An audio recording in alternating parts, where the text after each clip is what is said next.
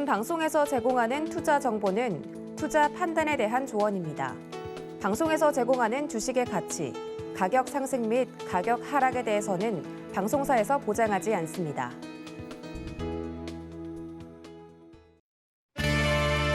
네, 시청자 여러분 안녕하십니까. 마감 이박 60분의 승부 시작합니다. 한수정입니다. 오후장에 들어서는 오늘 우리 시장이 계속해서 약보합권에서 머무르고 있습니다. 오전장부터 변동이 좀 심했었는데 오후장이 좀 더 힘을 내주길 기대했었고 또 오늘 다시 코스피와 코스닥이 3,000포인트, 1,000포인트 회복을 하는지가 궁금했는데요. 원달러 환율의 강세 속에서 또 외국인과 기관들도 도와주지 않고 있고요. 여전히 좀 어려운 시장이 연출이 되고 있는 것 같습니다. 하지만 저희 마감 이박 60분의 승부 이번 주 동안에도 함께 하셨던 분들이라면 지금 같은 상황에서 시장 주도하고 있는 테마 놓치지 않고 계속해서 가져가고 계실 것 같은데요. 저희와 함께 계속해서 함께 하시면서 또 다음 투자 전략까지 계속해서 챙겨가 보시길 바라겠습니다. 유튜브를 통해서도 참여 가능합니다. 유튜브 검색창에 서울경제TV 검색하시고요. 지금 이 방송 시청하시면서 채팅창에 댓글로 방송과 관련된 궁금한 점이나 또 시장과 관련된 내용들 문의 남겨주시면 저희가 반영해서 답변 도와드리도록 하겠습니다. 금일본 방송에서 제공해드리는 정보는 투자 판단에 대한 조언입니다. 해당 종목의 가치와 수익률 보장해드리지 않는다는 점 참고하시길 바라겠고요.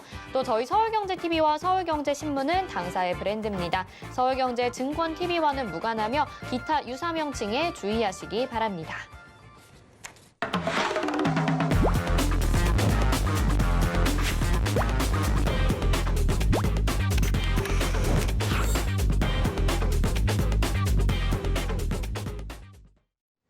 네, 최재원의 도전 백전백승 순서입니다. 금요일은 또 1시간 동안 최재원 전문위원님과 함께 하시면서 테마와 오늘의 종목까지 알아보실 텐데요. 먼저 위원님 인사부터 드려볼게요. 위원님 안녕하세요. 네, 안녕하세요. 네. 시장에 대해서 이번 주 내내 좀 점검하는 시간을 많이 가져봤었습니다. 지금 또 원자재 가격 급등으로 시장 조정을 또 받고 있는 한 가지 원인이 될 수도 있는 것 같아요. 원인 그리고 전망 좀 분석해 주세요. 일단은 증시 자체는 현재 제가 중요하다고 말씀을 드렸던 자리죠. 2,946 자리를 전일 강하게 반등을 하면서 돌파를 했었고 오늘 완전히 좋은 모습은 아닙니다. 완전히 좋은 모습은 아니고 여기가 바닥이 맞나 확인하려는 좀 의지가 보이죠. 아무래도 2,946 자리를 오늘 거의 딱 한 3포인트 정도 여유를 두고 한 번 더 테스트를 하면서 지지를 확인하고 있습니다. 일봉의 마감 자체는 좋을 것 같지 않아요. 이렇게 밑으로 꼬리를 달고 위로 이제 캔들을 형성하는 캔들은 좋은 캔들은 아니지만 모든 게 다 캔들대로만 가지는 않으니까 좀 지켜봐야 될 것 같고요. 아무래도 이 시장 흐름 자체에서 제가 말씀드렸던 2,946을 좀 지키려는 의지가 보인다 정도로 오늘은 해석하고 그래도 나름 긍정적으로 해석할 여지가 충분히 있다 이런 말씀을 드릴 수 있겠네요. 만약에 다음 주에 이 자리를 한 번 더 지켜준다면 오늘 이 자리를 지키고 마감해서 다음 주 월요일 날 시장이죠. 화요일 정도까지만 이 자리를 지켜준다면 여기를 바닥으로 만든 다음에 이대로 오를 가능성이 높습니다. 오를 가능성이 높고 오른다면은 분명히 코스피 고점 도전도 가능할 정도의 상승이 나올 거다. 저는 이런 말씀을 드렸었고요. 그럴 가능성이 높습니다. 현재로서 봤을 때는 아무래도 좀 이렇게 사람들이 겁을 낼 때 조금 더 겁을 주려는 듯한 모습이고 아무래도 대외적인 악재들이 많다 보니까 이제 좀 쉽사리 반등하지 못하는 모습이고요. 여기가 바닥이 아니더라도 내려와봤자 한 번 정도 더입니다. 막 엄청나게 큰 하락장이 당장 찾아올 리는 없을 것 같으니까 너무들 걱정들 마시고요. 현재 미국 시장도 굉장히 괜찮죠. 네. 미국 시장도 굉장히 괜찮고 좋은 흐름 보이고 있으니까 아무래도 오늘 2,946을 지켜준다면 주말간에 크게 걱정 없이 일단은 주말을 보내볼 수는 있을 것 같습니다. 그리고 네, 더 하실 말씀이 있으실까요? 증시에 대해서는 일단은 조금은 괜찮은 것 같다. 그 얘기도 해주시고 또 추가적으로 말씀해 주세요. 네, 일단은 이 원인 중에 하나가 이제 미국의 디폴트 이야기가 많이 나오죠. 근데 여러분 미국이 디폴트를 할 확률이 얼마나 될까요? 현재 미국은 지금 중국과 굉장히 조금 큰 전쟁을 앞두고 있고요. 중국과 굉장히 크게 분쟁 중이라서 현재로서는 디폴트를 할 수 있는 여건이 안 됩니다. 아무래도 미국의 공화당이 좀 정치적인 수를 두는 거고요. 실제로 디폴트까지 갈 확률은 굉장히 적습니다. 지금 상황에 이래저래 대외적인 이슈가 안 그래도 많은데 디폴트까지 간다면 미국, 우리나라뿐만이 아니라 이런저런 나라들도 유럽 포함해서 이런저런 선진국들 포함 다 모든 나라들이 타격을 크게 받을 거라서 아무래도 디폴트 확률은 좀 적고요. 그렇다면 뭐가 원인이냐, 뭐가 제일 큰 원인이냐? 이게 제가 이야기를 드렸었죠. 유럽과 중국의 전력난. 네, 전력난 이야기를 드렸었는데 그렇다면은 이 전력난이 얼마나 문제길래 계속해서 이렇게 세계 증시에 악재로 작용을 하나 이야기를 하기 위해서는 이 전력난을 일단은 분석하기 위해서는 친환경 에너지로 돌아가야 됩니다. 이제 네네. 이 전력난의 본질은 친환경 에너지인데 네. 이제 아무래도 이제 지구가 많이 좀 아프다, 좀 이게 환경 오염 이런 이야기들 때문에 네. 친환경 에너지로서의 전환 그리고 탄소 중립해가지고 좀 전 세계적으로 이제 좀 친환경 에너지의 수요가 많이 늘고 있죠. 친환경 에너지를 결국은 가야 된다. 결국은 이 친환경 에너지로 가야 된다. 이 이야기에 대해서는 저는 동의를 합니다. 동의를 하는데 너무 급하다 이런 말씀을 드렸었죠. 현재 이 전력의 전 세계 전력의 이 사용량은 굉장히 많이 늘고 있어요. 굉장히 급증을 하고 있죠. 아무래도 뭐 이런저런 메타버스나 뭐나 다 이렇게 가려면은 전반적으로 전기를 점점 많이 써야 되는데 전기를 생산하는 효율이 떨어지는 친환경 에너지로 가고 있습니다. 현재 친환경 에너지는 효율이 좋지는 않아요. 뭐 여러분들 아시는 뭐 풍력 뭐 이런저런 친환경 에너지들이 있죠. 근데 이게 전기를 생산하는 효율이 굉장히 안 좋고요.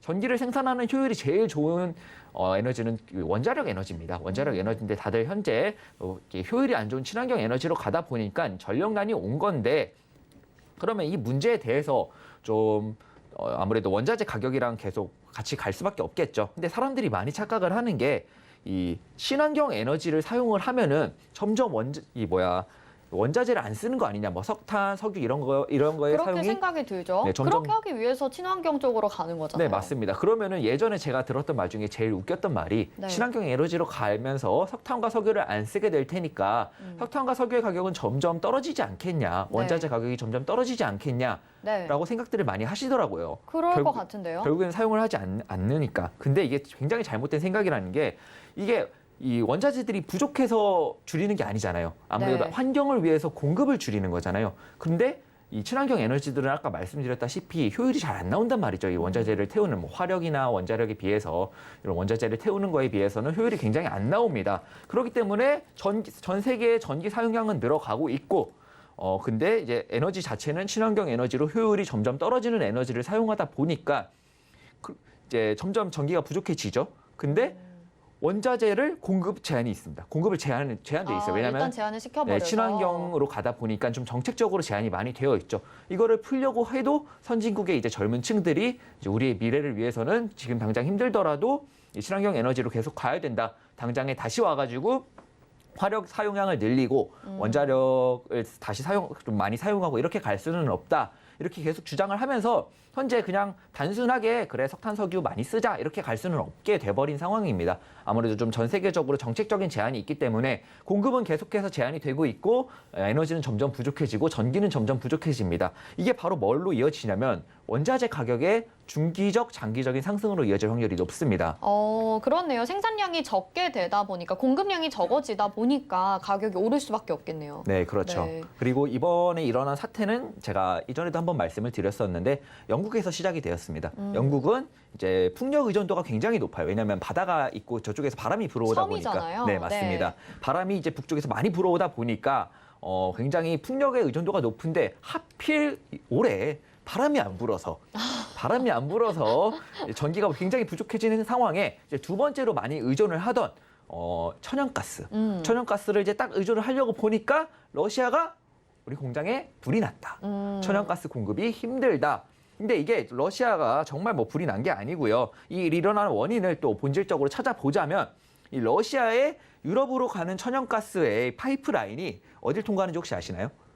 어딜 통과하죠? 현재는 우크라이나를 통과합니다. 네. 근데 러시아와 우크라이나는 현재 분쟁 중이죠. 네. 그래서 러시아가 이게 기분이 나쁘니까 이 가운데로 빠르게 가는 이 파이프라인을 두고 양옆으로 파이프라인을 만들고 있어요, 현재. 네네네. 거의 다 완성이 되었는데 이 부분에서 이제 누가 태클을 거냐?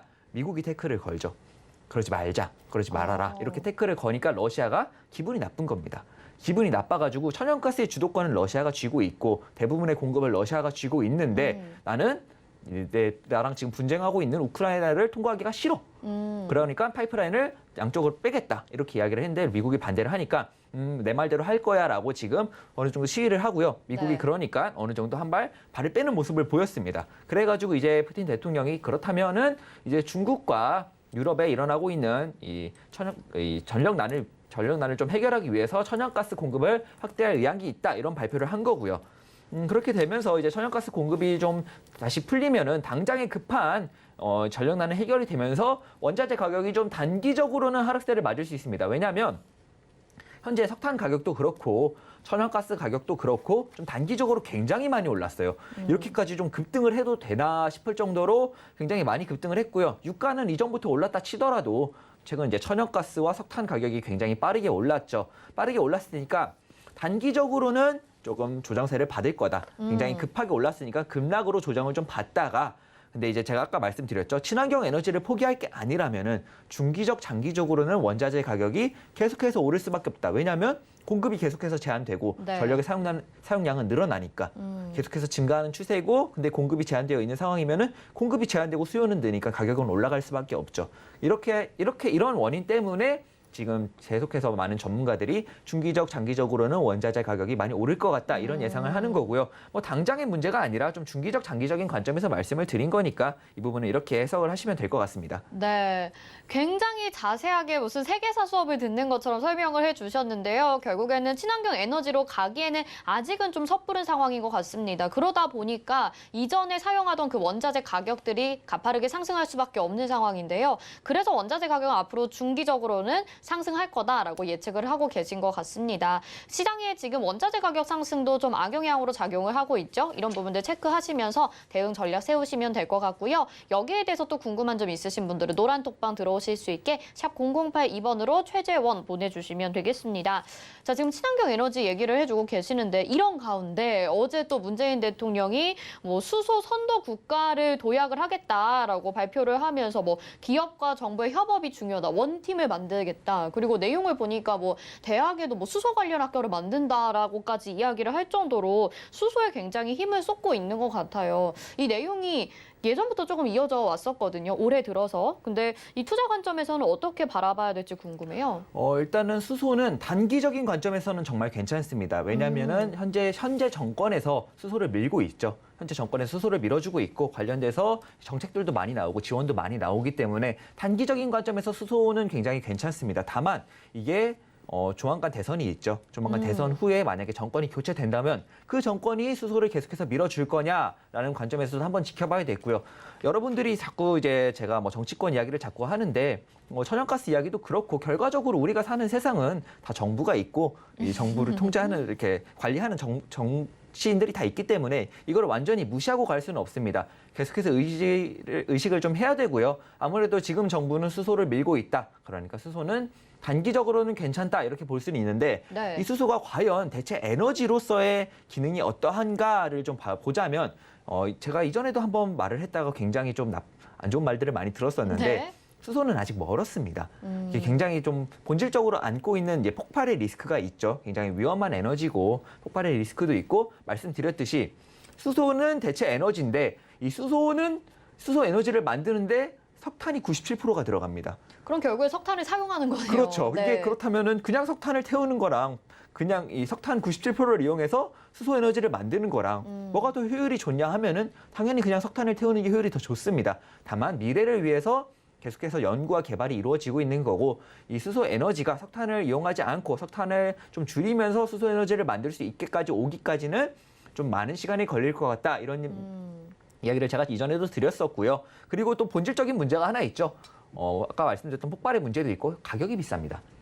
수소 에너지 같은 경우는 전기는 좀 승용차 자가용으로 좀 많이 이제 이용이 되고 있고 전기차 쪽이 나왔는데 수소 관련돼서는 현재 제일 많이 들어본 게 수소 트럭이죠. 수소 트럭 화물인데 아무래도 전기차 같은 경우는 배터리가 무겁지만 수소 같은 경우는 수소 탱크는 가볍다 보니까 수소 탱크를 몇 개 더 싣는 걸로 이제 굉장히 큰 무게를 운반할 수 있기 때문에 효율도 굉장히 좋고 거리상으로도 봤을 때도 굉장히 좋기 때문에 이 수소 에너지가 조금 이제 화물 운반 이쪽으로 좀 쓰이겠다 이쪽으로 개발이 많이 되고 있는데 현재로서는 이 수소 트럭을 한 대 만드는데 한 20톤의 화물을 옮길 수 있는 수소 트럭을 한 대 만드는데 7억 원이 든다고 합니다.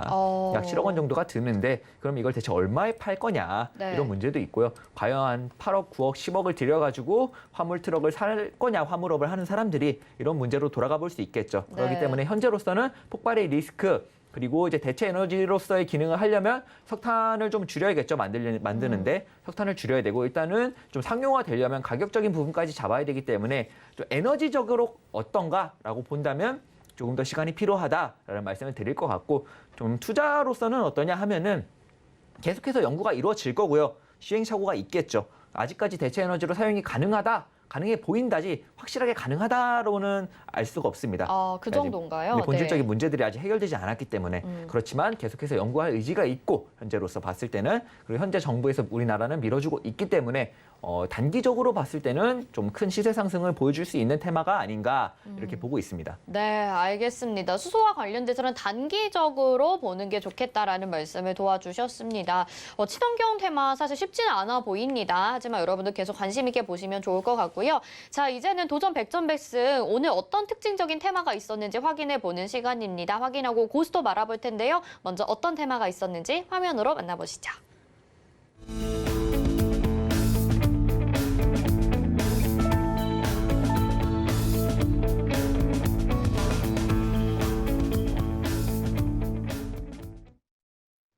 네, 오늘 두 가지 테마 가지고 나오셨는데 오징어 관련주 그리고 오징어 게임, 오징어 관련주가 아니죠? 오징어 게임 가지고 나오셨고요.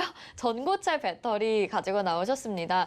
근데 오징어 게임 관련주는 사실 테마가 주목을 받은 지도 꽤 됐고요. 이제는 좀 늦은 거 아닌가 싶은데 가지고 나오셨거든요. 고일까요? 스톱일까요? 네, 그 이야기를 하려고 들고 왔죠. 단기적인 스톱이군요. 스톱입니다.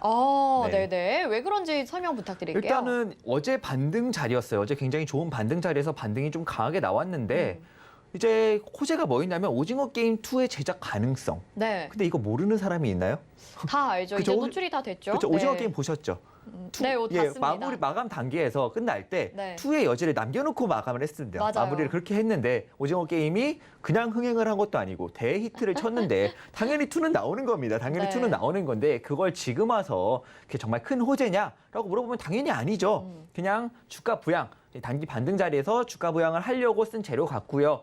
그렇기 때문에 아무래도 이 현재로서는 좀 스탑이다 이렇게 말씀을 드릴 수밖에 없을 것 같고 뭐 관련주로서는 여러분들이 다 아는 대장으로 버키 스튜디오와 쇼박스가 있죠. 이 두 종목 외에도 뭐 여러 종목이 있긴 한데 몇 개 종목이 더 있긴 한데 제일 먼저 올라왔고 제일 먼저 반응했고 시장에서 대장과 이등주로서의 역할을 한 게 버키 스튜디오와 쇼박스니까 이 두 종목을 좀 보도록 하겠습니다. 네.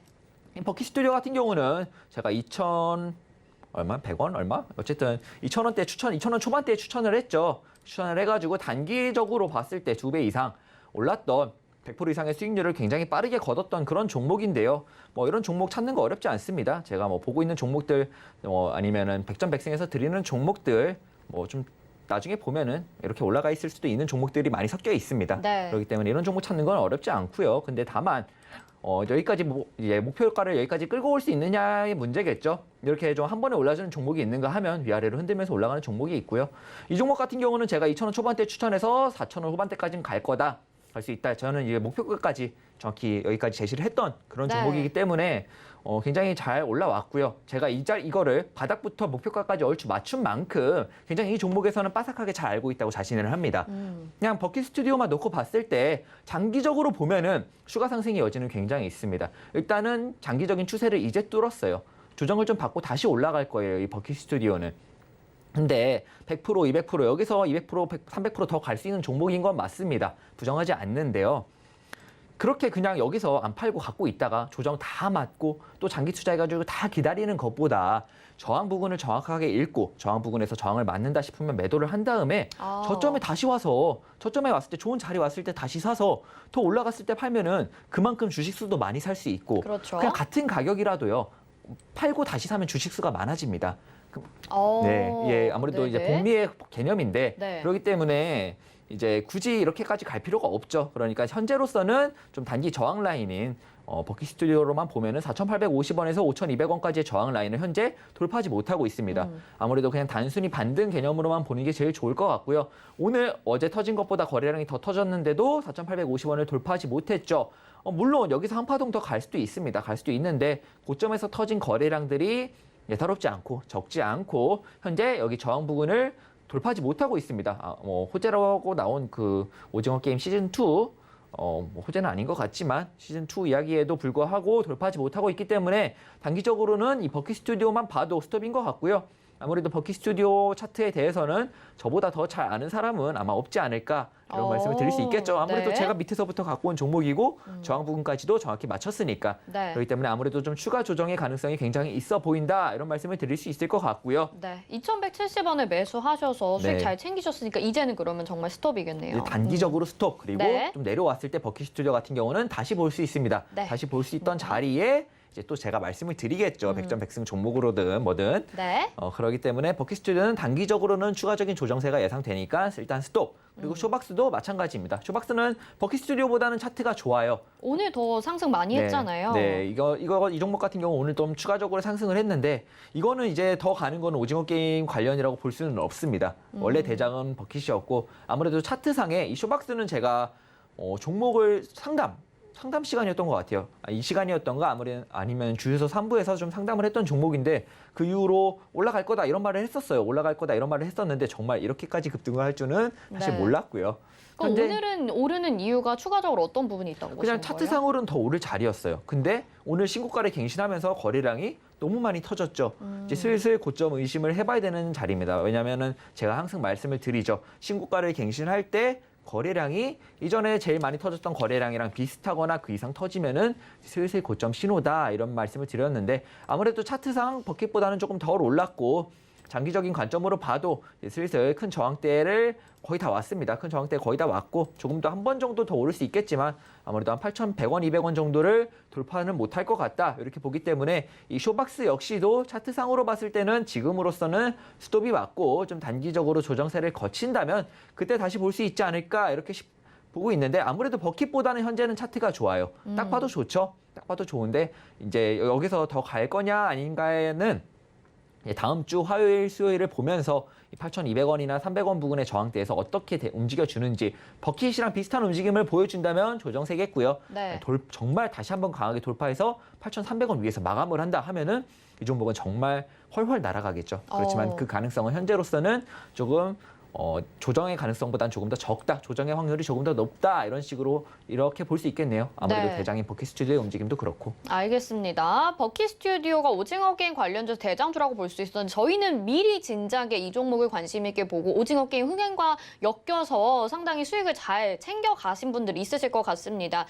그리고 이제 지금 스톱이라고 오징어 게임 관련주들은 말씀을 해주셨으니까요. 혹시 지금에서야 관심 있게 보신다고 하시는 분들은 좀 조심하시고 잠시 쉬었다가 다시 저점 내려왔을 때 접근하시는 게 좋을 것 같습니다. 자, 다음 테마 한번 확인해 볼게요. 이번에 전고체 배터리 가지고 나오셨는데 얼마 전에 리비안 테마도 가지고 나오셨고 또 2차 전지 관련해서는 워낙 시장에서 또 시끄럽기 때문에 전고체 배터리 테마가 고일지 스톱일지 저는 약간 고 쪽인 것 같은데 어떻게 보시나요? 네, 맞습니다. 고입니다. 고 맞나요? 좀 단기적으로도 괜찮아 보이고 중장기적으로도 당연히 괜찮죠. 네. 전고체 배터리는 현재 계속해서 연구 개발 중이고요. 개발이 된다면 앞으로의 좀 전기차 시장에서 좀 큰 게임 체인저가 될 만한 그런 배터리이기 때문에 현재로서도 굉장히 단기적인 차트도 괜찮다. 많이 고점 같아 보이지만 이런 테마 같은 경우는 2차 전지로 배운 게 있죠. 가면 계속 갑니다. 그러니까 앞으로도 좀 한동안은 고가 아닐까 이렇게 볼 수 있을 것 같네요. 네, 어떤 종목들을 구체적으로 보고 계신가요? 일단 오늘 이슈가 되었던 종목은 바로 한농화성이죠. 네. 한농화성이 오늘 장중에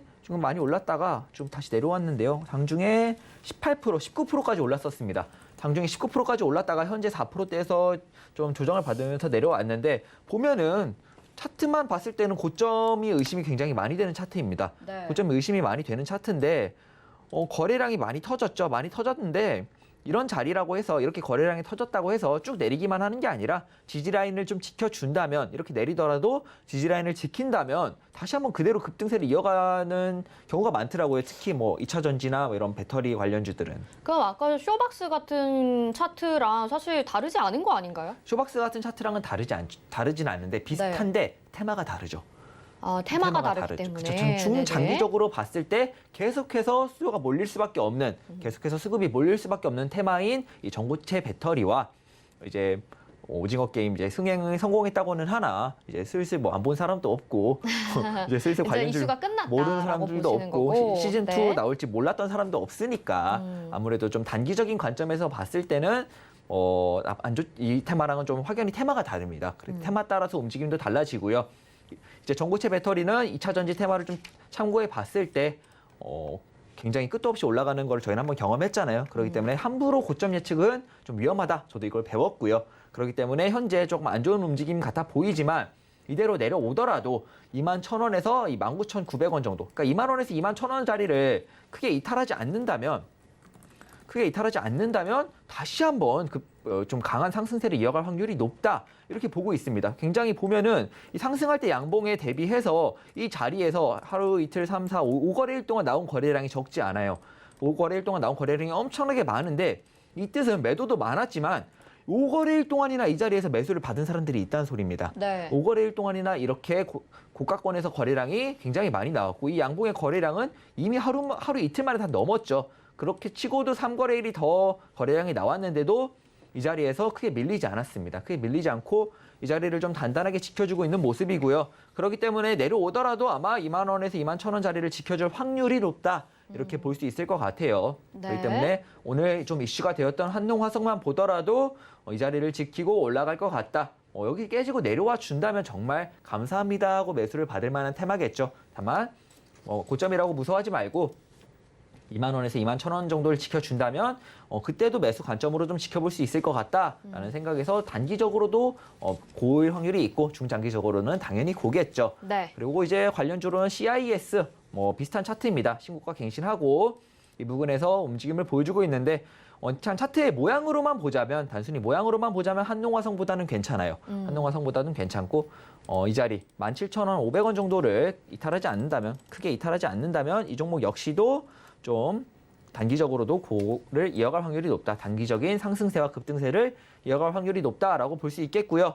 그리고 그다음에 이제 한솔케미칼이 있습니다. 한솔케미칼이 있는데 이 종목은 조금 앞에 두 종목이랑은 차트가 많이 다르죠. 그냥 쭉 우상향입니다. 쭉 우상향인 종목이고 이런 종목 같은 경우에는 오늘 지금 지켜주고 있는 이 바닥을 좀 잘 지켜주고 있죠. 이 바닥을 깨지 않는다면 반등이 좀 강하게 나올 것 같아요. 반등이 좀 강하게 나오면서 앞에 두 종목과 함께 급등할 수 있지 않을까 이렇게 보고 있습니다. 네, 알겠습니다. 전고체 배터리 테마도 일단은 고라고 말씀을 해주셨습니다. 더 자세한 내용 궁금하신 분들은 샵 0082번으로 최재원 보내주셔서 노란 톡방에서 이 두 가지 테마도 확인해 보시면 좋을 것 같습니다. 자, 그러면 도전 100점 백승 오늘 도전 종목 어떤 건지 확인해 볼 텐데요. 먼저 운영 원칙부터 설명드리겠습니다. 네, 매일 한 개의 종목을 포트에 편입합니다. 종목 매수가에서 5% 수익 달성 시 1승을 챙겨가는데요. 제시한 손절가 이탈 시 패로 정하고요. 손절가는 노란 톡방에서 공지합니다. 승과 패만 존재하고 무승부는 없습니다. 모든 종목은 2차 매수까지 유예할 수 있습니다. 도전 100점 백승 포트폴리오 현황 살펴보도록 하겠습니다. 지금 8전 4승입니다. 지금 8개 제시하셔서 벌써 4개의 종목이 승이 나왔고요.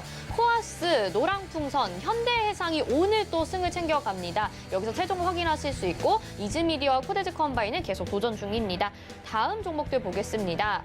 그리고 파라다이스, 큐브엔터, 아시아나항공 있는 가운데 큐브엔터가 승 어제 걷어갔었다고 저희가 방송에서 또 공개를 했었죠. 이렇게 포트폴리오 확인하실 수 있고요. 오늘의 도전 종목 확인해 보도록 하겠습니다.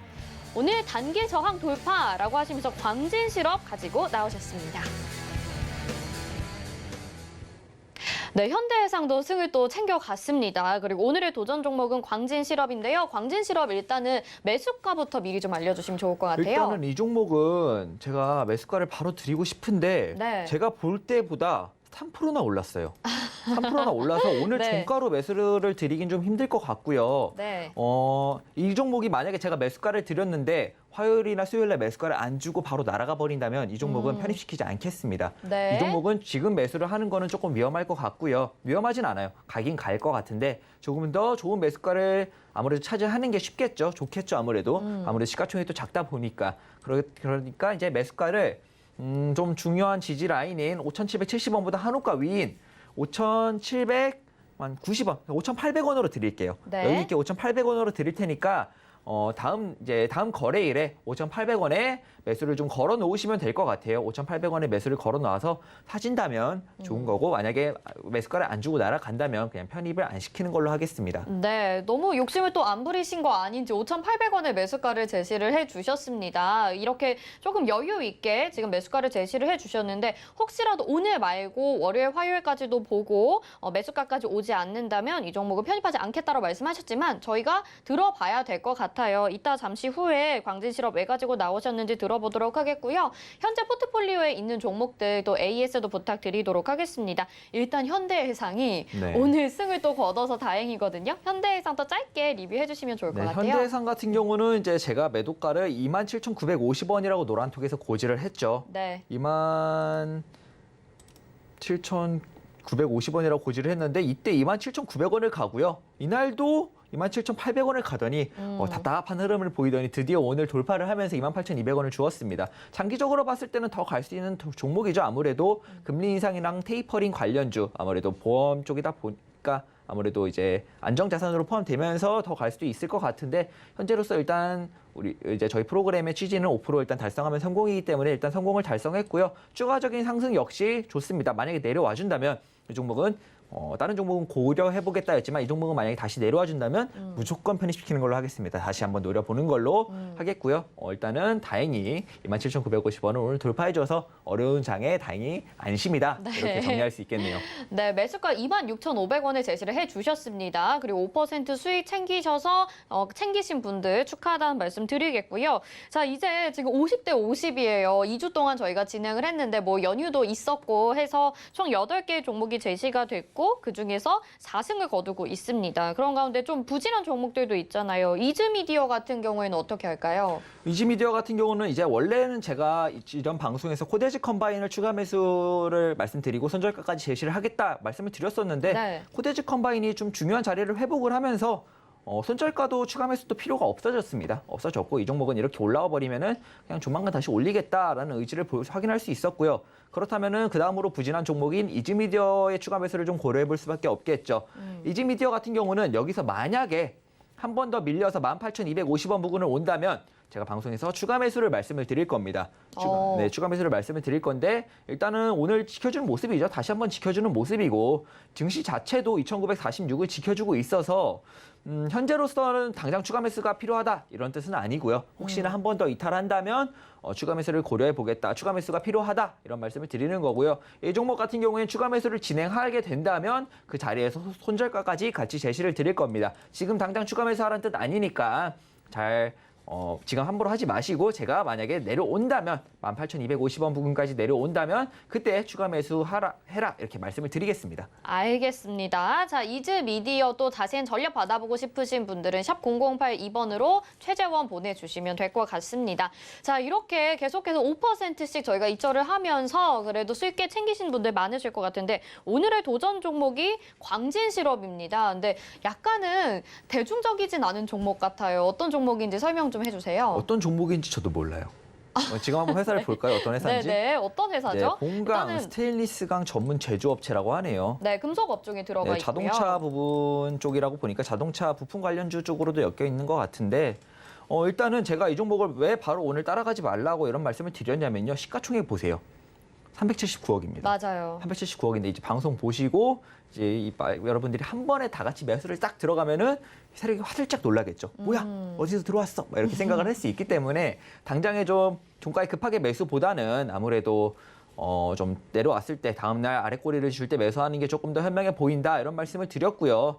세력한테 우리가 들어가고 있다를 안 보여주는 게 사실은 제일 좋습니다. 안 보여주는 건 제일 좋고 사실 뭐 5,930원이나 5,800원이나 두 매수가 상관없이 5%는 줄 것 같아요. 지금 사도 5%는 무난하게 나올 것 같은 종목인데요. 아무래도 이제 세력 형님들 기분을 네. 좀 상하게 해서 좋을 일은 없으니까 제가 좀 내렸을 때 사는 게 좋을 것 같고요. 아무래도 5,930원보다는 5,800원에 다 같이 살 수 있으면 더 좋지 않겠어요? 네. 그렇기 때문에 이런 좀 시가총액이 작은 종목들은 시작할 때 아랫꼬리 덤핑을 주는 경우가 있습니다. 아마도 아랫꼬리를 주고 올라가던가 이런 종목 같은 경우는 세력이 만약에 놀라면 그냥 오늘 시간의 단일가에서 올려버리는 경우도 있습니다.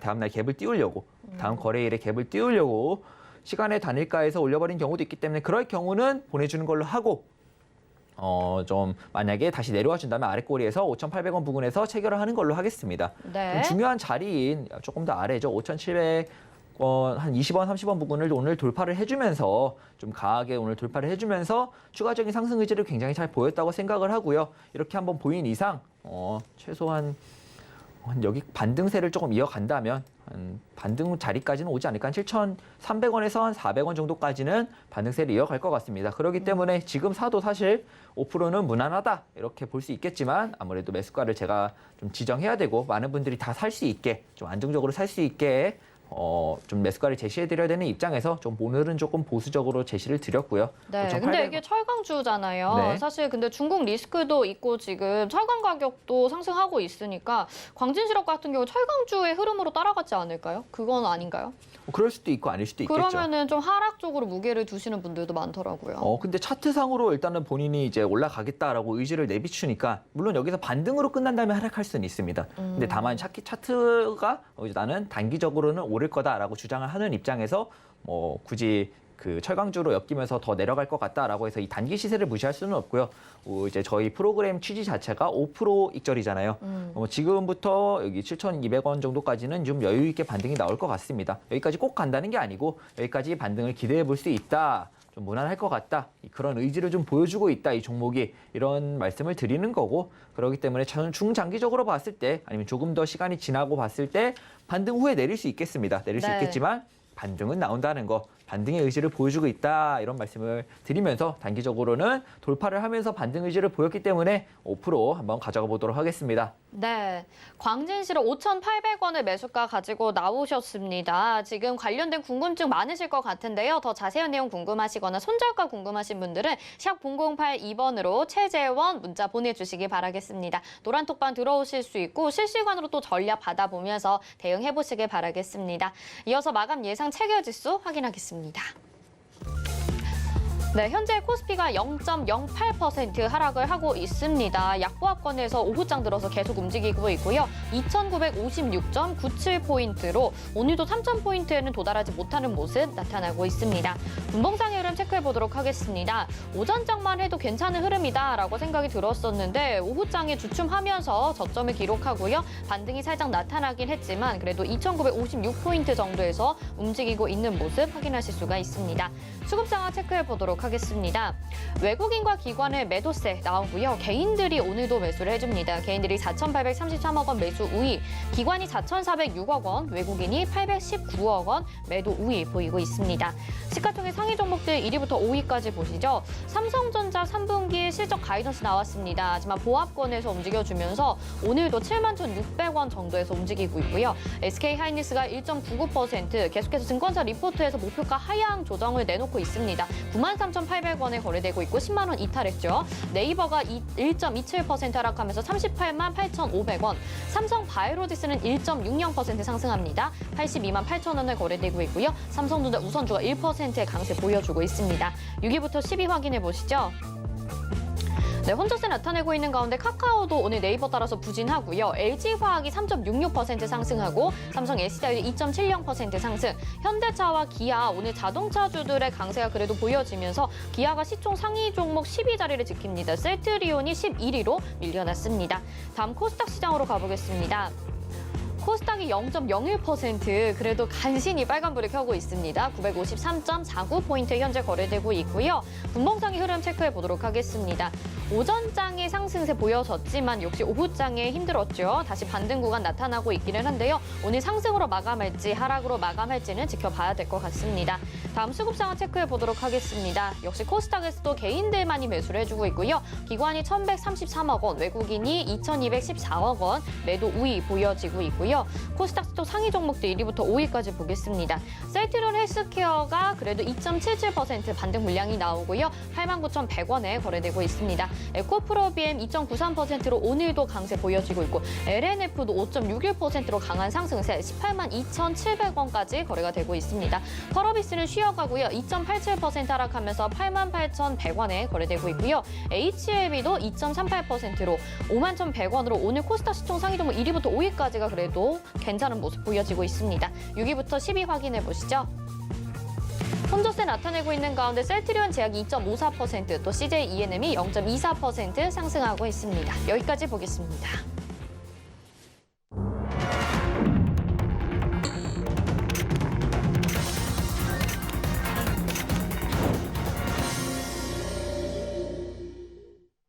네, 오늘 장 이렇게 마쳤습니다. 이번 한 주 월요일 하루 쉬었고 화, 수, 목, 금 쉽지 않은 장이 연출이 됐습니다. 어제 코스닥이 3% 넘게 상승을 해주면서 이제는 상승 쪽으로 다시 좀 분위기가 전환이 되는 게 아닌가 싶었는데 다시 하루 만에 또 양시장이 조금은 주춤한 모습 보여줬습니다. 계속해서 이제 최재원 위원님은 저점은 어느 정도 마무리가 되어 간다라고 말씀을 하긴 하시는데 그래도 내 계좌, 내 종목 지키기가 정말 쉽지 않은 상황이거든요. 어떤 시장 전략이 필요할지 위원님께 의견 들어보도록 할게요. 네, 일단은 제가 조금 시장에 대해서 긍정적으로 말을 많이 하죠. 네. 다른 분들에 비해서 조금 거의 확신에 찬 듯이 말을 많이 하는데 이 부분에 대해서는 여러분 이게 전문가라는 게 원래 이 조금 예측을 해서 여러분들한테 정보를 드리는 사람입니다. 저희가 기자도 아니고 여러분들께 뭐 있는 사실 보도하려고 여기 앉아 있는 게 아니라요. 이 시장을 좀 분석하고 앞으로의 전망, 이제 제가 보는 시선과 예측을 말씀드리려고 앉아 있는 거기 때문에 저는 이제 제가 보는 시선에 대해서는 조금 더 확신에 차게 말씀을 드릴 수밖에 없는 거고요. 바닥은 어느 정도 다져졌다고 생각을 합니다. 여러분들 아시다시피 해외 유명한 펀드 매니저들, 유명한 뭐 펀드나 뭐 은행의 유명한 펀드 매니저들이나 분석가들도 계속해서 분석을 내놓죠. 시장에 대한 분석을 내놓는데 뭐 맞는 경우도 있고 틀리는 경우도 있습니다. 시장은 계속 흐르는 거고 예측을 한 다음에 대응을 하는 거지 예측이 없이 어떻게 돈을 벌겠습니까? 그러니까 예측을 하고 거기에 베팅을 한 다음에 어느 정도 잘못 예상보다는 좀 다르게 흘러갔을 때 그에 맞게 적절한 대응을 하는 것까지가 이제 전문가로서의 역할이라고 생각을 하고 전문가가 이제 대체 불가 인력이니까 전문가라고 칭하는 거고요. 제가 여러분들한테 앉아서 시장이 안 좋습니다. 바닥일 수도 있고 아닐 수도 있겠지만 뭐 바닥에 현금화를 조금 해놨다가 오르면 사고 뭐 이런 얘기를 할 거면은 여기 처음부터 앉지도 않았을 거고요. 그렇기 때문에 저는 조금 제가 보는 근거들에 의해서 흐름에 의해서 예측을 좀 드리고요. 그 예측이 잘못됐을 때는 조금은 생각보다 좀 다른 방향으로 흘러갔을 때는 알맞은 대응책을 드립니다. 그렇기 때문에 제 예측이 뭐 무조건 맞다 이런 뜻이 아니라 제가 보는 시선에 있어서는 아무래도 조금 제가 본 분석에 의한 거기 때문에 아무래도 조금 더 확신에 참 이런 말투로 말씀을 드릴 수밖에 없다 이런 말씀을 좀 드리고 싶고요. 아무래도 이제 제가 조금 시장을 많이 긍정적으로 보죠. 많이 긍정적으로 보는데 아무래도 거의 바닥이 다 온 것 같습니다. 2946을 제가 중요한 자리다 계속해서 말씀을 드렸는데 이탈했다가 다시 이제 강하게 말아 올려서 오늘 좀 지켜주는 모습이에요. 오늘 좀 지켜주는 모습이기 때문에 아까 이제 시작할 때도 말씀을 드렸죠. 네. 이제 화요일이나 수요일 다음 거래일 정도나 다다음 거래일까지 이 자리를 이탈하지 않고 지켜준다면은 굉장히 강하게 반등이 나올 거예요. 아마 3,270. 그 다음에 이제 고점 갱신 이야기를 제가 했었는데 고점 갱신 지금 와서 못한다고 말씀드리지 않았습니다. 다시 올라갈 수 있는 거예요. 아직 파동의 연장선에 있는 좀 중요한 지지라인을 깨지 않았기 때문에 여기서 파동 연장 가능성 아직도 충분히 남아 있습니다. 그렇기 때문에 고점 갱신의 가능성이 없어졌다 이런 게 아니고 고점 갱신의 가능성이 여전히 있고 다만 3,270 부근을 확실하게 돌파해준다면 조금 더 확률이 높아지고 그때 가면은 거의 99% 고점을 갱신할 것 같다 이런 말씀을 드리는 거고요. 현재로서는 뭐 하락장의 장 분위기도 안 좋으니까 제가 이렇게 긍정적으로 말하는 게 조금 안 좋게 들릴 수도 있고 그럴 수도 있는데요. 여러분 막상 올라가고 나면은 누구 말이 맞는지는 알게 되겠죠. 만약에 한 번 더 만약 2,946을 지키지 못하고 한 번 더 내려온다 하더라도 막 2,850 정도를 크게 이탈하지는 않을 것 같고요. 여기를 지키면서 당연히 강한 반등 나올 거다. 강한 반등 나올 때까지는 얼마 남지 않았으니까 뭐 지금 와서 현금화 전략 세워봤자 의미 없습니다, 여러분. 그렇기 때문에 하락장으로의 전환할 때 그 부분을 빨리 눈치채는 게 제일 중요하고요. 제가 어제도 말씀을 드렸던 것 같은데 네. 아마도 서울경제TV 포함 모든 이제 뭐 경제TV에서 다 포함했을 때 이 하락장 그리고 스태그플레이션 그다음에 금리 인상 금리 인상은 저보다 먼저 쓴 사람이 있겠지만 하락장과 스태그플레이션이라는 단어를 제일 먼저 쓴 사람이 아마 저일 거예요. 그래요? 진짜 한참 전에 썼어요. 한참 전에 썼는데 지금 와서 여러분들이 하락장 이야기하는 것도 사실 조금 이상하다 싶고요. 그리고 제가 이 이야기를 했기 때문에 누구보다 하락장에 대해서는 잘 압니다. 하락장에 대해서 잘 알고 그렇기 때문에 이 하락장을 어떻게 대응하는지에 대한 강의도 제가 찍었었어요. 많은 분들이 보셨는지는 모르겠지만 이거에 대한 대응책과 어떻게 해야 하락장에서도 돈을 벌 수 있는지에 대한 강의도 한번 했었고요. 그리고 이제 코로나 쇼크 차트죠. 이게 코스피 차트를 보면은 이때 코로나 쇼크인데 제가 하필 또 이때 딱 전문가 활동을 하고 있었습니다. 이제 전문가 활동을 하자마자 이런 대위기를 한번 맞았었는데 제가 이때 이날이에요. 이날 정확히 기억합니다. 3월 6일 날 금요일 날 이제 종목들을 이때 당시에 전문가 활동을 하던 이제 추천한 종목이 있겠죠. 그 종목들을 전량 손절을 쳤습니다. 한 계좌 전체가 마이너스 15%에서 20% 정도가 났는데 네. 계좌를 전량 손절을 치고 딱 단호하게 말씀드렸어요. 저 믿고 인버스 레버리지 타세요. 시장이 반대로 가면 네. 2배로 그 시세를 반영하는 인버스 레버리지를 그때는 어떻게 아셨던 거예요, 위원님? 그건 영업 비밀이라서 이제 전체적으로 공개를 해드릴 수는 없고 이걸 왜 말씀드리냐면 하락장이 찾아온다면 물론 최고점이 아니더라도 분위기 자체가 대세 하락으로 간다면 폭락장이 올 것 같다면 저는 누구보다도 그걸 빠르고 정확하게 캐치할 능력이 있습니다. 그렇기 때문에 뭐 15% 20% 전량 손절하고 나서도요. 인버스 레버리지를 여기서 타서 여기까지 다 발라먹었습니다. 그 충분히 회복을 하고도 계좌가 많이 늘어났죠. 많이 늘어나고 여기서 입절을 전부 다 했기 때문에 만약에 찾아온다면 대응을 충분히 할 수 있습니다. 하락장이 찾아온다면 대응을 충분히 할 수 있고요. 하락장의 대응에 있어서는 누구보다도 빠르고 정확하다. 이렇게 그럴 자신이 있다. 그런 전적도 있고 자신도 있다. 이런 말씀을 드리고 싶고 만약에 하락장이 찾아온다면 당연히 제가 가족분들은 전부 다 하락을 피하고 그걸 통해서 수익을 보시겠죠. 다만 지금도 종목을 매매하고 있으니 당장의 하락장으로 보지는 않고요. 만약에 여기서 저점을 깬다 하더라도 하락장으로의 흐름으로 변한다 이런 말은 아닙니다. 저점을 깨더라도 자리를 지키고 흐름이라는 게 변한다는 거는 파동이 변한다는 거고 아직은 파동이 절단나지 않았기 때문에 하락장의 흐름이라고는 볼 수 없다.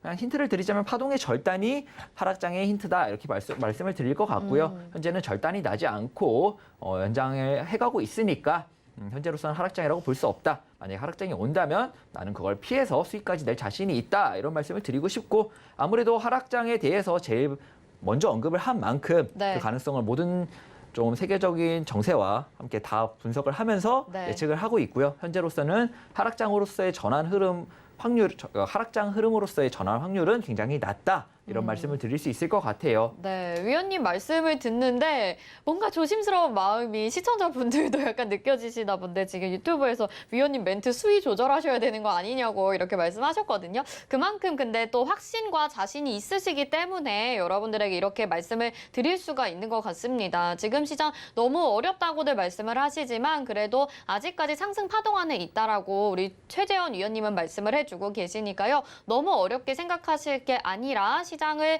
좀 긍정적으로 바라보면서 좋은 기회가 된다면 또 매수 기회로 삼는 것도 나쁘지 않을 것 같고요. 저희 도전 백전백승 함께 하시면서 또 5%씩 수익 내는 종목들 잘 챙겨 가보신다면 하락장이지만 그래도 꽤 풍성한 계좌를 누리실 수 있을 것이라고 생각이 듭니다. 샵 0082번으로 최재원 이렇게 문자 보내주시면요. 저희가 노란 톡방 들어오실 수 있게 링크 답장으로 보내드릴 테니까요. 들어오셔서 또 시장과 관련된 이야기 나눠보시면 좋을 것 같습니다. 위원님 여기서 인사드리겠습니다. 고맙습니다.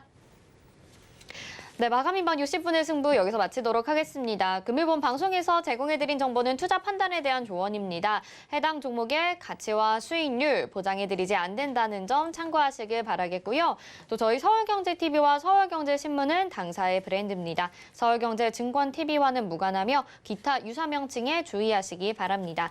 마감인방 60분의 승부 여기서 마치겠습니다. 시청해주신 여러분 고맙습니다.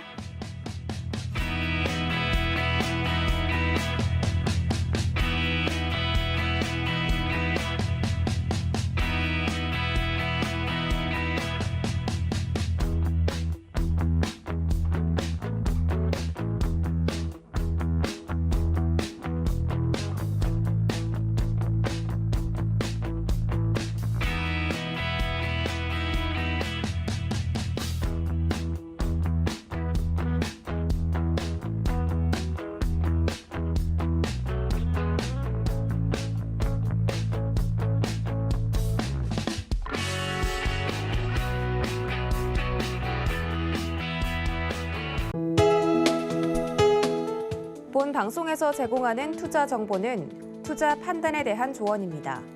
방송에서 제공하는 주식의 가치, 가격 상승 및 가격 하락에 대해서는 방송사에서 보장하지 않습니다.